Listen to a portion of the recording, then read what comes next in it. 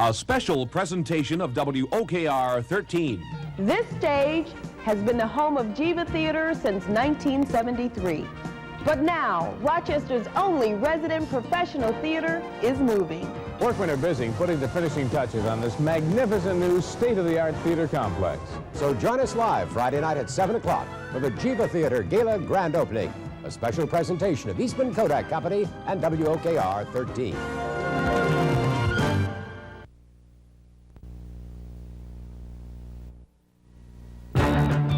Regular programming will not be soon tonight, in order that we may bring you the following Channel 13 special.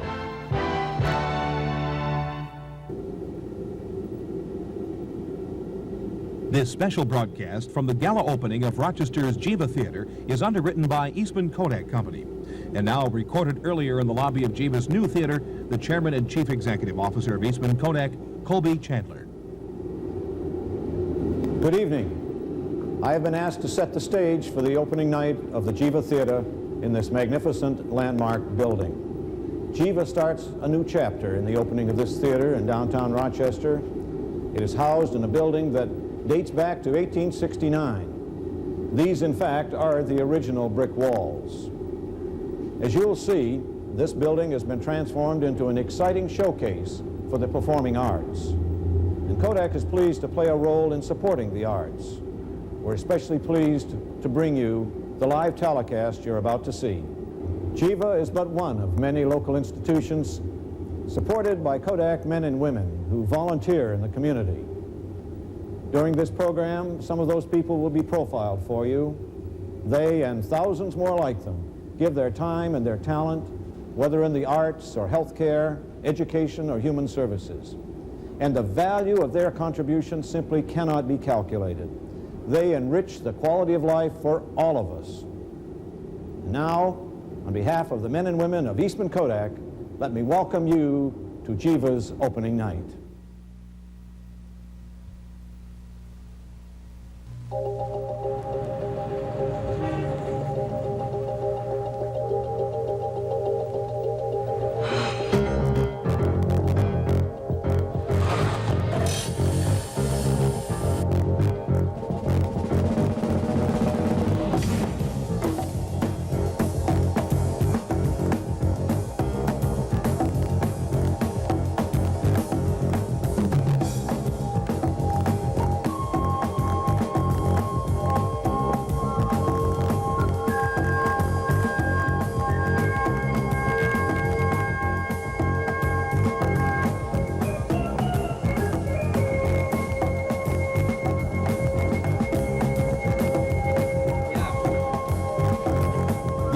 From downtown Rochester, the Geva Theatre Grand Opening Gala with Don Alhart, Wanda Miller, Dick Burt, and Loretta Carroll.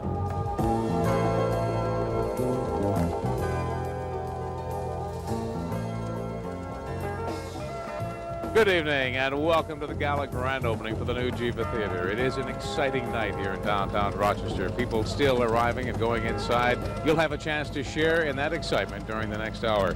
It is the night, in a sense, that dreams are made of, and dreams for a number of people, for those involved in Geva. It is a place now to call a permanent home, a place where just across the street where they've been for the past few years, they now will be able to enjoy all of their performances for years to come. It is, of course, as the curtain goes up here tonight, the curtain coming down, in a sense, on Rochester's sesquicentennial. That taking place during all of 1984, but the play that was commissioned to honor our sesquicentennial being performed here this evening at the new Geva Theatre. And in that sense, too, a dream for a local writer, a playwright, who was commissioned to write something about his hometown, a place set in the post-Civil War period. He sees the dream come true as it is performed here. And a dream for those in the audience tonight as they witness history in the making. A lot of activity, of course, taking place inside. And to the lobby now with Wanda Miller. Don, the lobby is filled to capacity. There is not an empty space to be found here. They are all dressed up and eagerly awaiting tonight's activities. A little later on, we'll take you backstage. We'll meet some of the creative people behind the scenes of the new Geva Theatre. But now, it's off to the cabaret with Dick Burt. We're the best location of the building. This is where the food and refreshments are being served. It's the cabaret. Right out through these arched doorways, Clinton Avenue. Beyond that, we have the We have the Manhattan Square Park, Margaret Strong Museum. This whole area, of course, is where guests of the theater come during intermission to get some refreshment. It's a delightful spot. Let's go to Loretta in the main theater.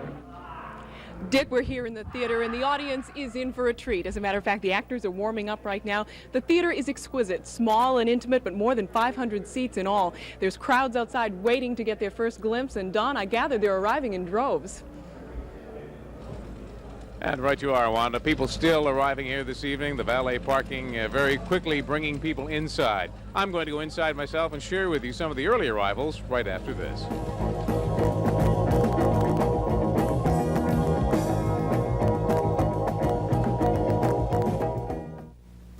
If you're a young person with an interest in engineering, here's a man you should spend some time with. Ed Winterkorn, an engineering professional at Kodak's Apparatus Division. At Kodak, Ed Winterkorn helps get even the most complicated and long-range projects under control, from constructing a building to creating the manufacturing line that goes inside it. But it's what Ed does on his own time that creates excitement for many area high school students. He leads an explorer post that introduces young people to the world of engineering. It's used in some of our cameras. Here we're showing the same circuit board now with connectors. The red. And beyond theory are projects like this one, where explorers use their knowledge of aerodynamics to construct a car, one powered by a single rubber band and made exclusively with materials found around the house. Ed Winterkorn, sowing the seeds for the next generation of engineers. Kodak, people doing more than meets the eye.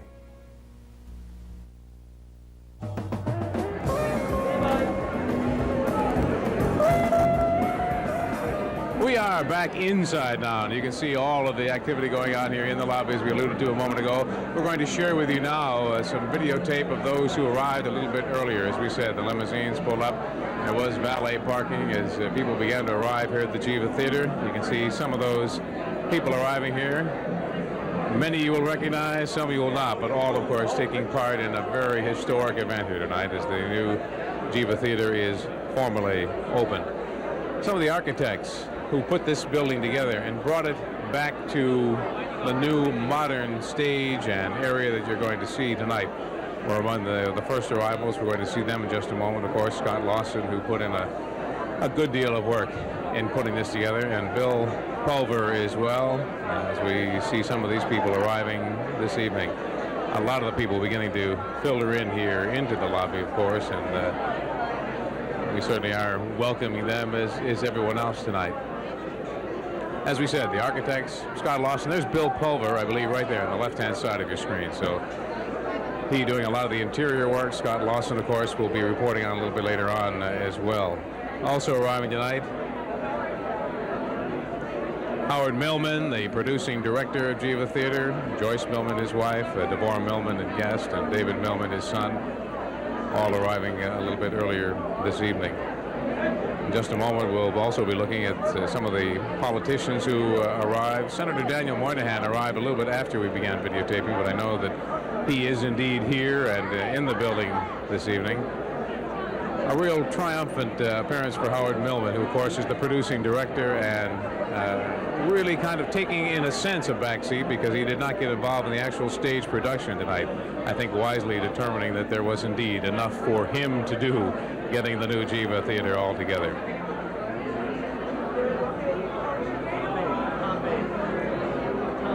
Tom Babe, the playwright, of course, of Planet Fires, who his performance is going to be premiered here this evening. As we said, a lot of people coming inside now and really sharing in some of the excitement that Geva is all about here. Right now we're going to find Loretta Carroll, who is somewhere behind me in the midst of all the people in this lobby, and we'll turn things over to her. Loretta? Don, I can barely hear you. You're here in this crowded hallway with Herb Reese, chairman of the Geva board. Mr. Reese, 5 years ago, you never expected to spend a night like this. I certainly didn't. This exceeds our fondest hopes. I want to take this opportunity, however, to make sure we thank everybody in the Rochester community who's been behind this project. There have been all sorts of people who have helped us get here where we are tonight. I'm not going to try to thank them all because I know I'd miss somebody, but everybody in the community has just been wonderful, and it's a great pleasure to be here. Thank you very much, Mr. Reese. Dick Burt is standing by in the cabaret with another distinguished guest. Dick? Thank you very much, Loretta. We're here with Senator Daniel Patrick Moynihan. Senator, this is an auspicious occasion for Rochester. Oh, wow. All I'm thinking is if Franklin D. Roosevelt would be here, it would be perfect. But we're standing in the gallery, and a great bit of design has been done. The lighting, you can't see it from the camera, but above here is Klieg lights, the stage lights for the back of the proscenium arch. So out here looking out at Rochester through these open doors, windows, you know you're in a theater because up above it looks like you're backstage, and it's just beautiful. Senator, I want to ask you, do actors and politicians have anything in common, do you think? Well, yes, uncertain employment. Senator, I'm sure you wish everyone connected with this your very best. Congratulations, Rochester, and thanks for doing something important. Thank you very much. Back to Don and Wanda now.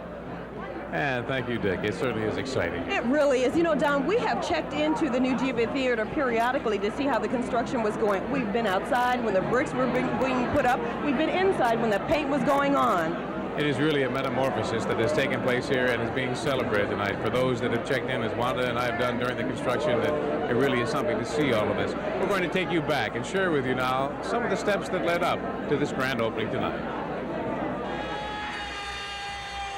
The 117-year-old Naval Armory building has been the setting for a wide variety of performances, but not the type to be listed in tonight's playbill. The players, carpenters, technicians, craftsmen, all involved in the real-life drama of making the new Geva Theatre a reality. For theatergoer and architect Scott Lawson, it's a far cry from the memories of his first trip to the old Geva Theatre. The platforms were plywood with pipe rails, and the ceiling had an acoustic tile ceiling with a couple pipes hanging from the ceiling. We looked at it and said, oh, this isn't professional theater. The facility was about fourth rate. The show that followed was one of the finest professional performances we've ever seen. Scott's enthusiasm for the theater manifested itself, and with the participation of numerous consultants and designers, it resulted in a new theater space with a seating capacity of 534 people, nearly double that of its predecessor. Yet, despite the increase in size, the area maintains an intimate feeling between audience and performer. Every seat in the house will be within 40 feet of this action on the stage. That means the back seat will only be 11 rows from the stage. The catwalk stretches out above the action and allows easy access for show setup, maintenance, and lighting. A vast network of wires routed to a state-of-the-art computerized control room where both light and sound can be altered according to the demands of the play. Some 26 feet below the catwalk, the stage, about 5 times the size of its former counterpart. To facilitate this expansion, the building's backstage wall was extended, providing an additional 8,000 square feet. Geva's front door, with an oversized canopy reaching out to welcome theatergoers, adding a sense of drama to the atmosphere. The original arches over the windows, reflected by the style of those in the lobby, thus preserving a continuity of theme in this historic structure. And in the theater space itself, a reminder of the Geva tradition. The old building had arches around the stage, and we wanted to preserve those.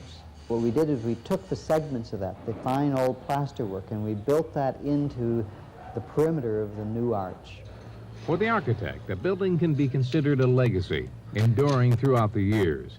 For Scott Lawson, Geva Theatre is that and more.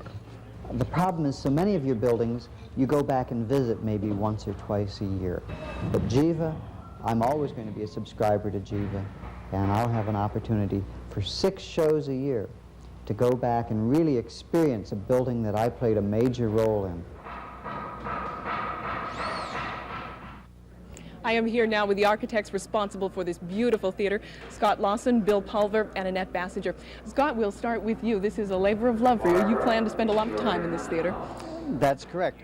What Geva really is it's a building which doesn't have any life until you have people in it. And tonight is the night. We really have people here, and people are realizing that now Rochester has permanent theater. Thank you very much. And Bill, tell us what was going through your mind as you were working on this, the main ideas that you had, things that you wanted to accomplish. Quite honestly, the building has evolved over 3 years that we have worked on it. And what we thought it was going to look like 3 years ago is actually a bit different than it is today. And we're pleased with the transition, but it's been a evolutionary design as opposed to one that was straight from the beginning. Right. Annette Bassinger, tell us, when the audience walks in here and they see this theater for the very first time tonight, what do you think will hit them? Well, I hope that the set hits them first, and I hope that the play hits them first, because that's the main event in here, and that's why the backdrop was designed the way it is. So I think that's the first thing, but out in the public areas, out in the milling around areas, I think what they need to see is a festive area, an area where they feel special and dramatic when they come out for a night out in Rochester. Thank you, Annette. Scott, maybe you can explain to us, you kept every single member of that audience in mind as this evolved. Can you tell us how that progressed? Well, when we originally were talking about the theater, we made Geva's board to understand that theater starts before you ever get to the building. And I think Annette here was being a little modest when she said that the stage is it. A lot of things are important, but the lobby of the building is where the audience is prepared for the show. And Annette's done a fantastic job in doing that. And Scott, we are going to the lobby right now. I understand that it is filling up. Don and Wanda. And thank you, Loretta. Filling up indeed. And two people who, I guess if you trace this back to its beginnings, are really responsible for it this evening have joined us now. William Selden and his wife, Cynthia Mason, the founders of Geva. It was quite a vision you had all those years ago. What does it feel like tonight to be here, to see it, a dream, become a reality? It's wonderful to see this theater come true and all that was so firmly established in the city, with all these wonderful people here making it happen. Cynthia, the very beginnings of Geva, of course, begun with a very minimal budget, and growing into this must be a real sense of accomplishment for you, knowing that you really launched all that's taking place tonight. Well, you could say we birthed the baby, but the great thing is that the baby was accepted by the community and grew with it. We had some rough times, and there were many times when we didn't know where the next dollar was coming from. But it's come through, and it's wonderful to see it all so great and so accepted. You gave birth to the baby, and the Rochester community, I guess we could say, is helping to support it and help it grow. Yes, they're nurturing it, and it's like any parents coming back. It's amazing how the child has grown. Okay, thank you very much, and I know this is a very thrilling evening for you. We have many other people to talk to as well tonight. We certainly do. We will be talking to Howard Millman, the producing director of Geva Theatre. And taking a look at the history of this building and of the theater. All of that coming up right after this.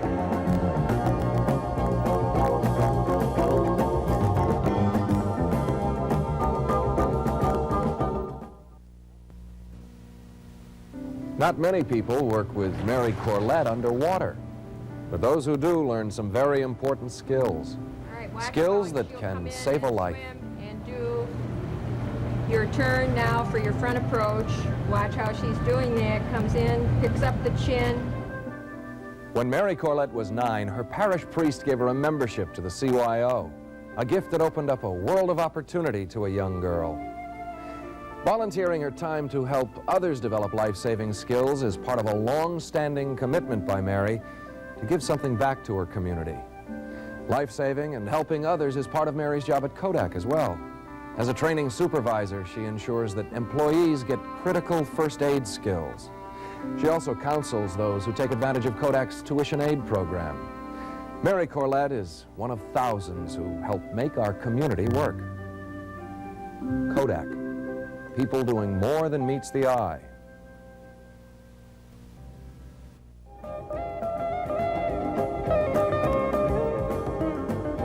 Many people here this evening for whom dreams have come true as they witness the Gala grand opening of this beautiful new Geva Theatre. There are others for not only the dreams have come true, but there are more dreams. Dreams as they look ahead to the potential of this building. One of those, the producing director of Geva, Howard Millman. As producing director for Geva for the past 3 years, Howard Millman has had to play two parts. The role of managing director involves the business and administration of the organization, but Howard is perhaps more in character as the artistic director. That person who is in charge of choosing the plays and choosing the cast, the designers, directors, etc., and being responsible for the artistic product. But when the time came for Geva to relocate from the South Clinton building to its new home, Howard chose not to direct the premiere play. Basically because I knew that we would be heading into such an incredible pressure period when we got the new theater open, getting it open in time and getting the show mounted. And I'm very happy that I didn't direct this show, because there would have been no way I could have survived it if I did. Instead, the directing responsibility went to John Henry Davis, who has collaborated with Geva before on Billy Bishop Goes to War. Lights up. I think basically what a director's job is to be a wonderful audience. Now that simplifies it a great deal, but in a sense that's true. I think the director of a play has to try to put on that stage, as close as he can, a piece that the author had in mind. The interpretation of the script, the blocking of scenes, and the interaction between players, this meticulous attention to detail is all part of the directing process. You as a director are responsible for the timing, for the pacing, for the beats, for the moments in the show, for that which moves the audience. And I think that's what a play should do. It should move the audience. Howard has joined us here in the cabaret. Howard Millman, I've noticed all these on the wall, the decorations, which are, I would imagine, from all over the country. Can you explain what they are? Yes, we felt very strongly that our constituency should know that there's a whole world of theater out there that perhaps they don't know about, and so we sent to all of the regional theaters in the country and asked them for their best posters, and we put them up all over our cabaret, so that when our constituents come in and our subscribers come in, they know that Geva is part of an entire national movement of theater in this country. We have to talk. Theater is not only art, but it is business. And as in your capacity, when you put on a production, you don't cover all the expenses by selling tickets. You have to go beyond that to underwrite the cost of the theater. That's right. We like to say that the ticket pays for the first act. I see. Well, who pays for the second act? Well, who pays for the second act is the community, the corporations in the community, private individuals, foundations, and what have you.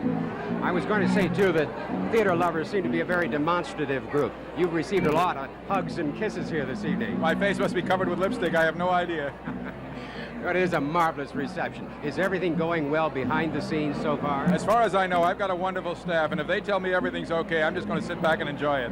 Oh, good enough. I wonder if you could tell us about your hopes, your long-range hopes for the theater.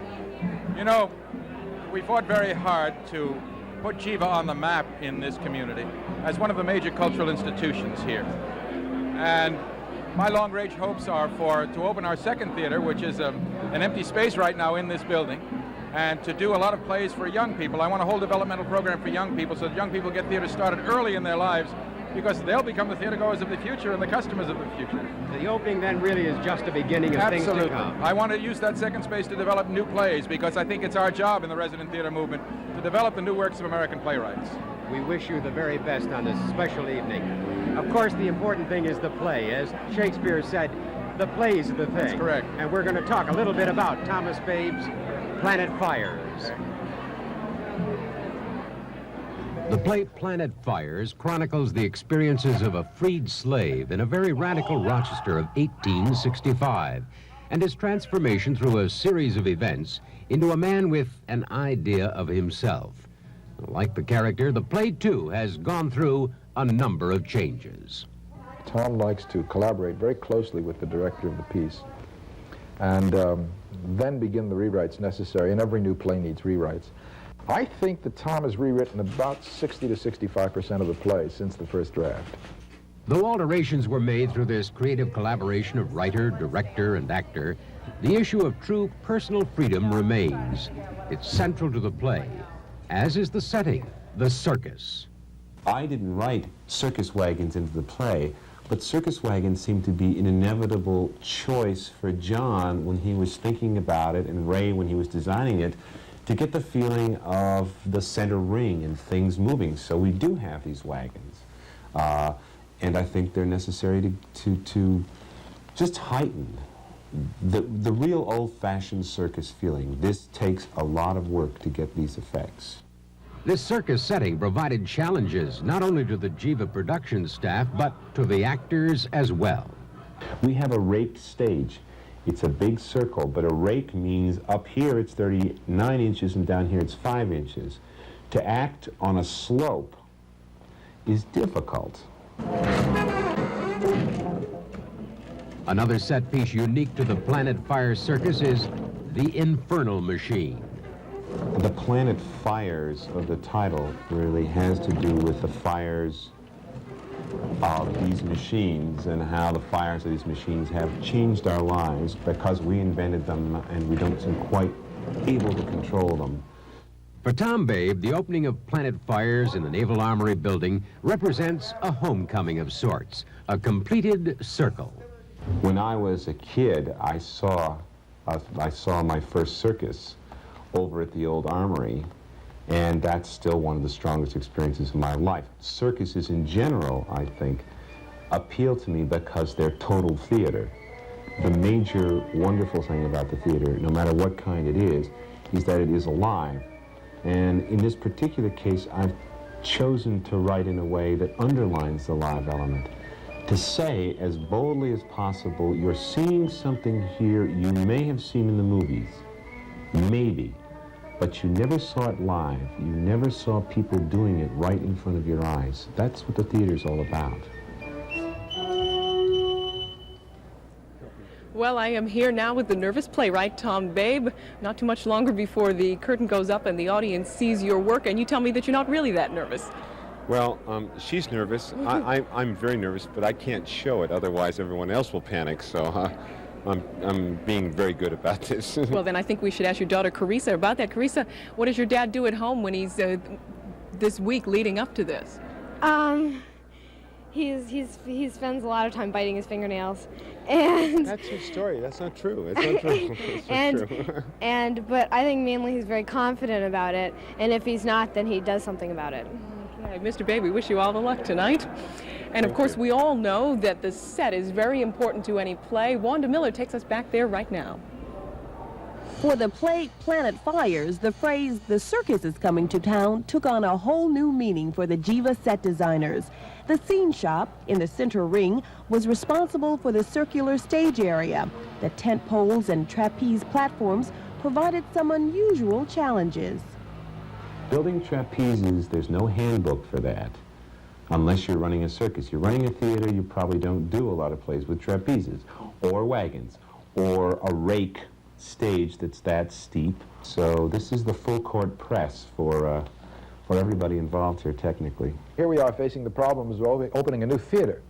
At the same time, putting in one of the most complex sets we've ever dealt with. And trying to get it all open by the 29th of March, this has presented monumental problems. The coverings for the set, such as the circus signs and billboards, were painted under the supervision of the scenic artist. Okay. While some items, wagon wheels for instance, could be found in the Rochester area and then refinished, devices like a working infernal machine had to come as a result of fertile imaginations. From buttonholes to elaborate apparel, the costume shop was responsible for clothing the performers. With attention to historical detail and functional fashion, each garment was tailored to the needs of the role and fabricated from predetermined designs. The properties department concerned itself with the set dressings, those smaller objects that some theatergoers might take for granted, yet are essential for the final effect. Props can be much more evident, however, as in the portrayal of the larger-than-life historic figure of Abraham Lincoln. From ideas to words on paper to sketches and models, Geva's production departments rise to the challenge of creating a Planet Fires reality on stage for the actors and audience alike.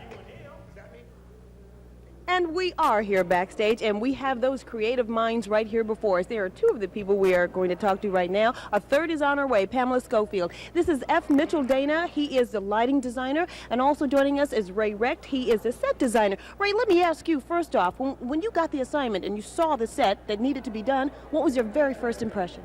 Well, I was very excited about the challenges. It's a very interestingly written script with many demands scenically.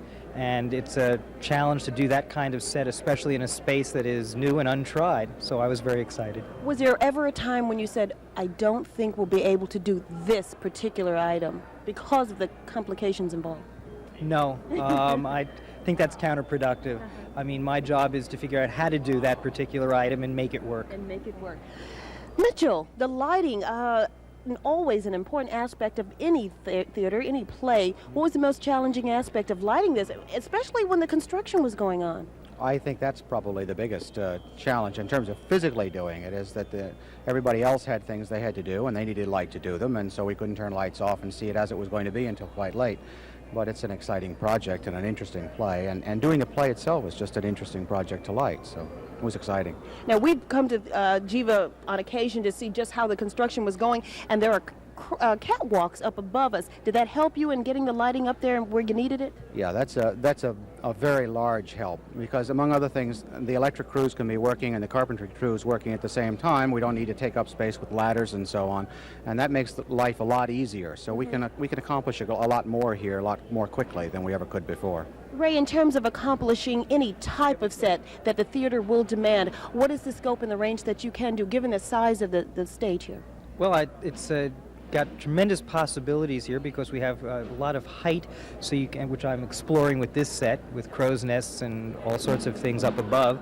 But you've also got a lot of width and space for scenery that can move on and off stage, and it's just a space that really allows a lot of exploration. Okay, thank you very much, Ray Rhett and Mitchell Dana, very much. We didn't get a chance to talk to Pamela Schofield. She is the costume designer. She told me earlier the biggest challenge for her was to, first of all, making the costumes for the period, the late 1800s, and then making them look very worn, very old. She has just stepped in here now. Unfortunately, we are out of time. You are late, but that's okay. That's okay. Better late than never. Fashionably late. We're going to throw things back now to Don Alhart. And thank you. Loretta Carroll has joined me now, and you've had a chance. I've been staying right here, but you've had a chance to roam around a little bit and observe some of the activities here. I have had a chance to roam around, and you know, they're just starting to let the crowd into the theater. People are actually squealing with excitement when they get their first look inside the door. So clearly the theater is paying off well. After all this, I think I'm going to be a little lonely in a few minutes when everybody goes inside. I don't get the feeling we'll ever be lonely, not for the next hour anyway. We're going to show you some of the activities that are taking place here. We have cameras throughout the building. We're going to take a break right now, and when we come back, take you behind the scenes as everyone prepares for the opening performance in this brand new Geva Theatre.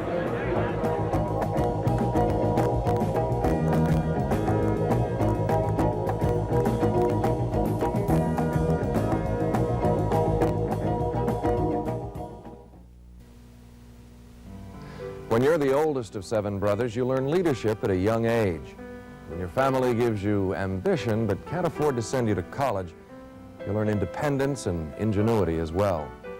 These are qualities that Jim Sutton brought to Kodak a few years ago, qualities that are essential in his position as assistant to the general manager of Kodak's apparatus division.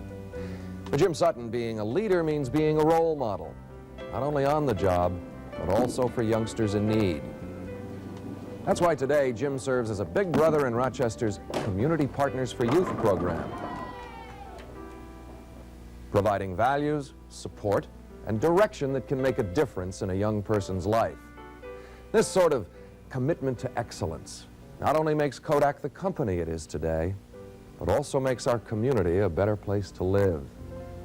Kodak, people doing more than meets the eye.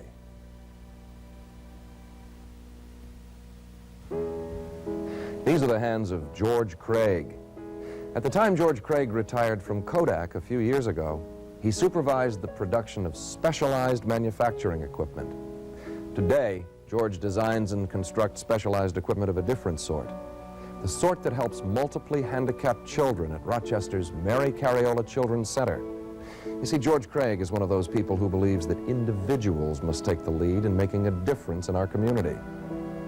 Here are some of the ways that George Craig makes a difference. This youngster, by touching the pad in front of him, turns on a blender.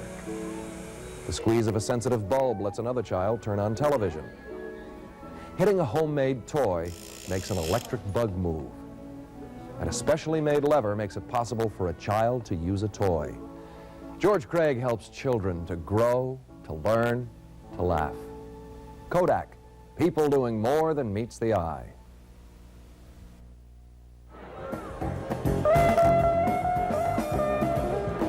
We are back now and taking a look at some of the activities. People still milling around, although, Loretta, as you pointed out, some people are beginning to go inside the theater a little bit right now. They are going inside, but we thought as they began to go inside that the crowd would begin to peter out a little bit, but it looks like there's a never-ending flow right in the door. As we said, we have a number of cameras throughout the building here this evening, and we're beginning to take a look at some of the festivities that are going on. This is really a beautiful lobby area, and I think the one thing that stands out in my mind is the continuity of theme that they've kept throughout. The arches that people can see in the beautiful lobby here, really symbolic of the archways and the arched windows that are outside. I would imagine for the architects it must have been a real challenge to put all this together. And we were just talking to them, but they also feel a very strong link with all the subscribers who have been loyal Geva followers over the years. They are so thrilled to be able to provide them with this, because many people have followed Geva for so long. All right, we're looking at some of the architecture now. This is the outside of the theater this evening. As you can see, most of the people have now arrived, but for those that are out in the suburbs or out in the areas of the city and saw those giant searchlights in the sky tonight, you know what they were for. They were for the very beautiful Geva Theater. And I'm really amazed of the number, not only the number of people that are here, Loretta, but almost every dignitary I can think of I've seen here this evening. That's true. And have you noticed the waiters and the waitresses? They have done some bobbing and weaving tonight that's just monumental. We're going to turn things over to Dick Burt right now, who's going to, again, take us a little bit more behind the scenes here at Geva. Don, we're high above the stage here in the control room, above the balcony itself. And this, of course, is sort of the nerve center of the theater. To the far left of me, we have the audio portion, 16-track sound. We've come a long way.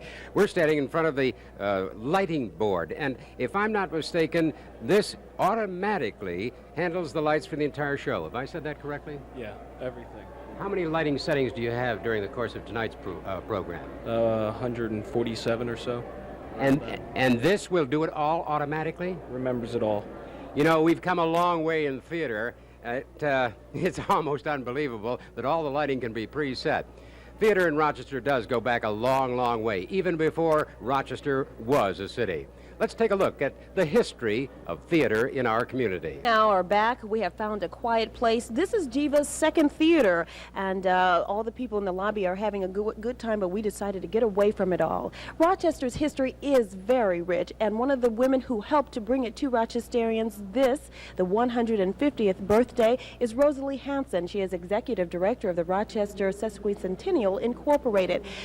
Rosalie, I need you to now just think about what has happened over the last several months to a year. Reflect for me. What are you feeling? What are you thinking right now? This is the culmination of the Sesquicentennial. I'm thinking that we could not have picked a more special event to end the Sesquicentennial.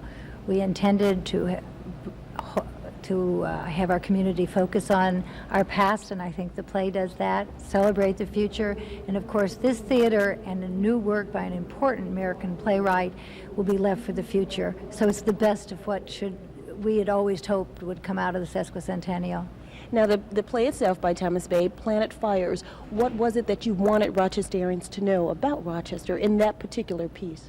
Well, one does not dictate to an artist, but we knew that Thomas Babe was fond of Rochester, where he grew up, and we felt that he would take a look at our very special history and find a unique way to present it, and I think that's what we're going to see tonight.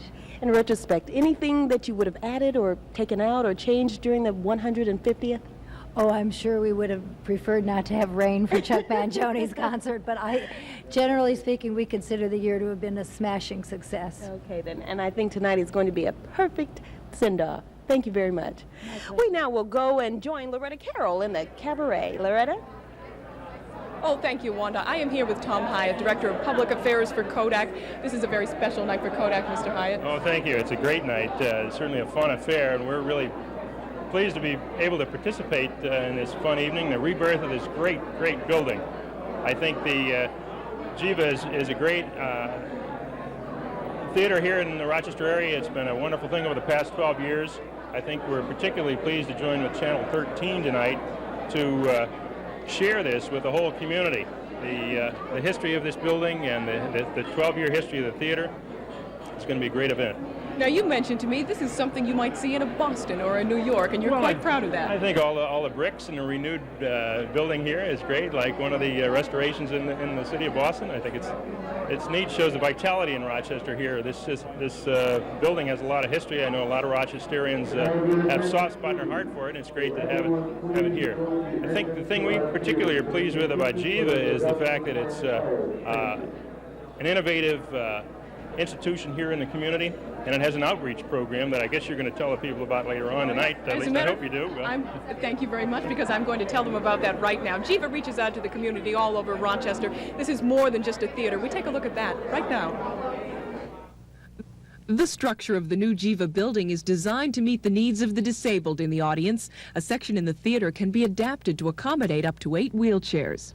Above all, there is the play. We all know that actors interpret things a different way with agreement and discussions with the director. Geva works hard at bringing an awareness and understanding of the theater to the Rochester community with a variety of programs. One of those, the Sunday Salon. And it takes place at one of the afternoon performances on a Sunday. It lasts about 50 minutes, and the audience stays and gets to talk to the actors from the main stage production. And one of the most fascinating things about it is that it breaks down the mystique as the actors is somewhat separated.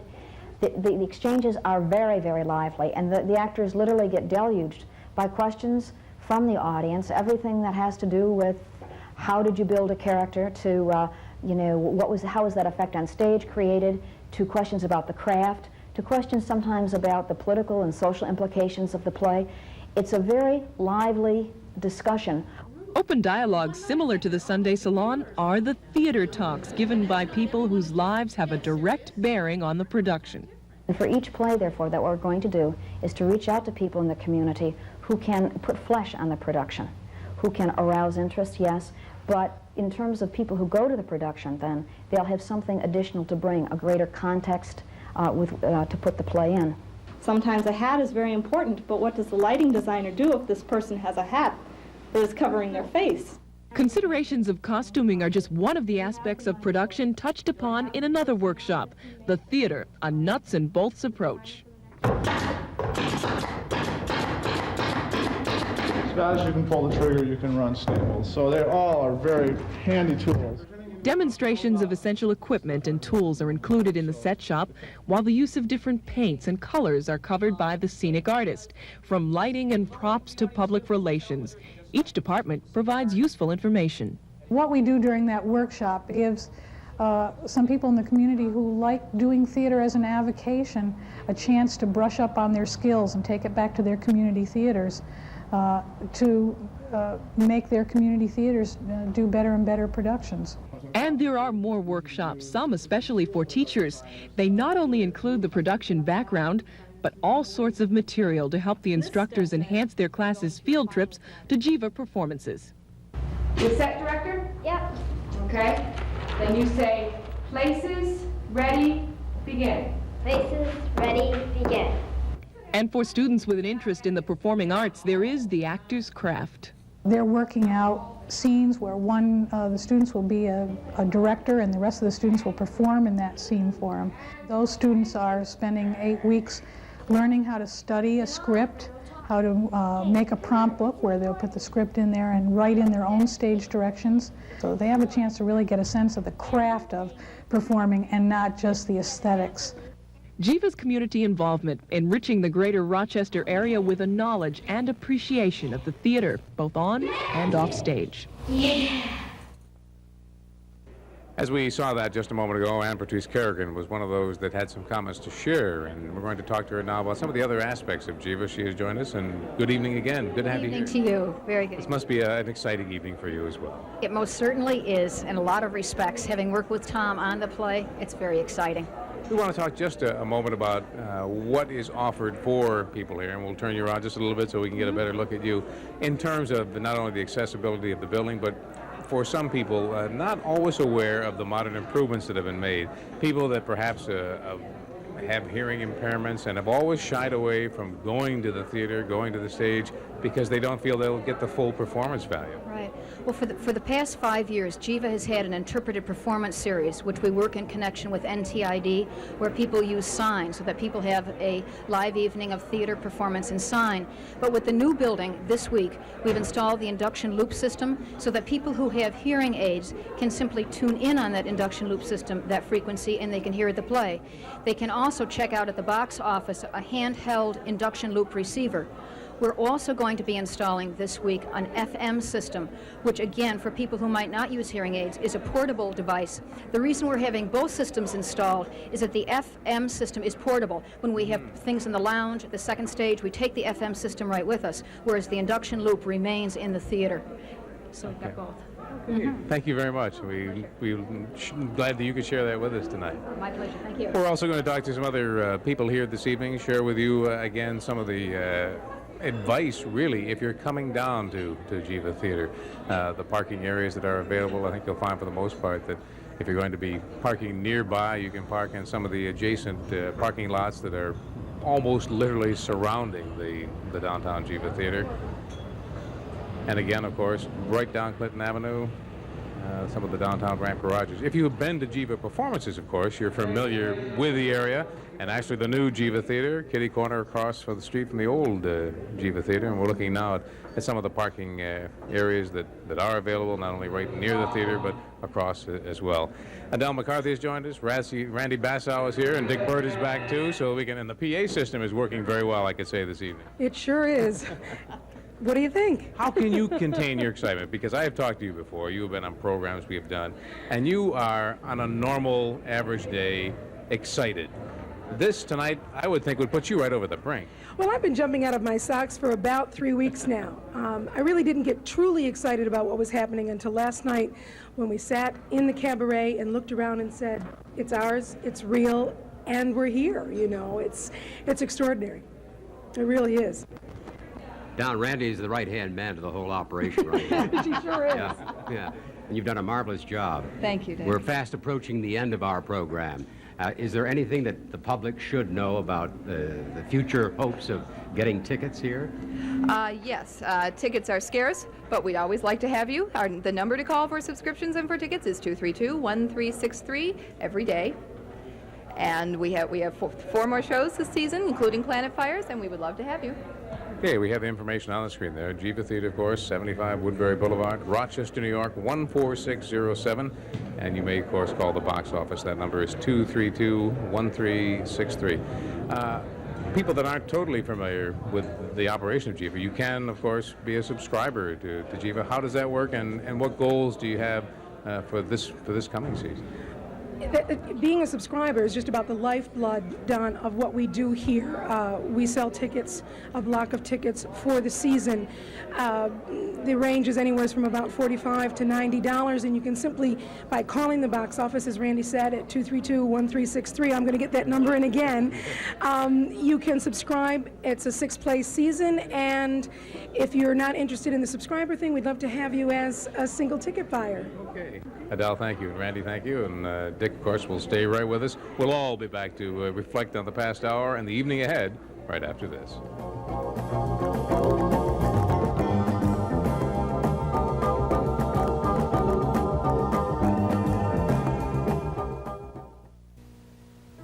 It's not often that being in the dark leads to success, but it does for Ann Berm. She's a lead operator in Kodak's sheet film packaging department, an operation so sensitive to light that many critical activities take place in pitch black.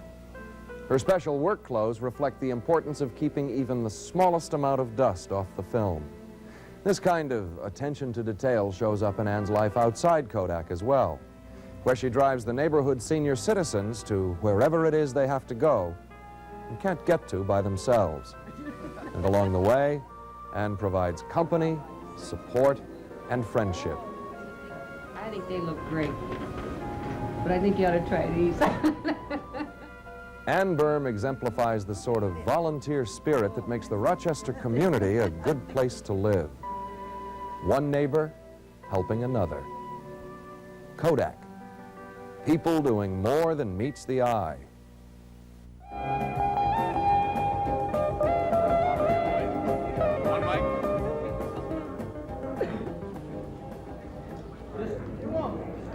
We are back now and seated in an area right outside. Most of the people have moved inside now, and the noise level has dropped substantially. I have to admit, I kind of envy the people that have gone inside to witness this first performance. That's right. The dignitaries are making a few remarks before the curtain actually goes up on this premiere show. We want to take just a moment to kind of reflect, all of us, on what has taken place here this evening and the excitement we witnessed a moment ago. Wanda, you were backstage. You were the one of us that got a chance to go back there and see what was going on. It was really, really exciting, but I was really impressed by the calmness. You know, they weren't really frenetic about anything, and they were really kind of calm and waiting for things to just take place and get underway. Real professionals, I would say. I don't know which is better, the building or the show. You can't judge the show yet, but the building is marvelous. According to Tom Babe, it's a blending of both. I was talking to him. First he said he wasn't nervous. After we finished the interview, he said, "Oh, brother, I hope this starts soon." I really needed to start. Get the show on the road, I think, is the expression. I guess so. It certainly has been an evening to witness. I think almost every famous person I can think of in terms of being here in Rochester, showing up in the limousines and taking part in the opening festivities and really sharing in this historic event. A very exciting night. Really, and what it's going to do for Rochester is put us on the map in terms of regional theater. It's going to be great. One more gem in the crown of downtown Rochester. Right. You've got the Strong, you've got the Eastman Theater, you've got the old City Hall that's been restored. These are just making downtown so exciting. And with the opening of the convention center? Yeah. Perfect. Well, concluding our program in just a moment, there will be a personal statement by the Chairman and Chief Executive Officer of Eastman Kodak Company, Copeland Chandler, and before that, we'll all say our official goodbyes and thank everyone for making this evening possible. It's been a marvelous night. It has, and thank you all. Good night.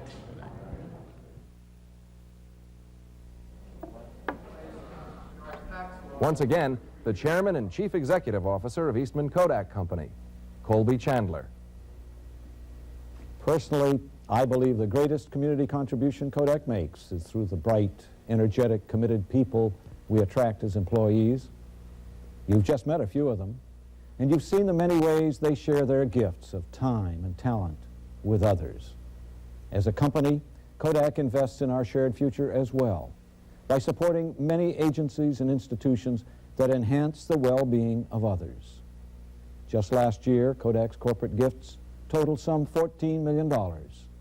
We focus on education, on health and human services, and on cultural and civic activities. But more than that, the personal contributions of Kodak men and women go beyond anything the company can do. Thousands of Kodak people make this kind of personal commitment on their own time, in their own very special ways. Theirs is the kind of personal commitment that makes this a better place for all of us.